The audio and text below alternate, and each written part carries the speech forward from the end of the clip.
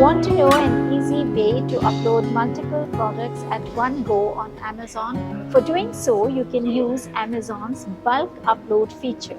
For doing so, you will need to create a spreadsheet with the product information and then upload it to Amazon.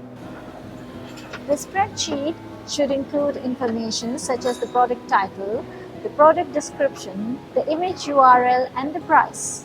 Amazon provides a template that you can use as well as guidelines on how to format your spreadsheet. Once your spreadsheet is uploaded and processed, your products will be live on Amazon Marketplace. Selling on Amazon can offer several benefits to merchants, such as increased visibility and reach. Amazon is one of the world's most popular and largest e-commerce platforms with an enormous customer base of millions of customers.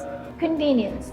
Amazon is a very user-friendly platform that allows sellers to easily set up and manage their listings, track their sales, and communicate with customers. Making it even better is Amazon offers fulfillment services (FAB), which helps you save time and money on shipping and handling. Amazon also provides an array of marketing tools such as sponsored products that help you increase sales.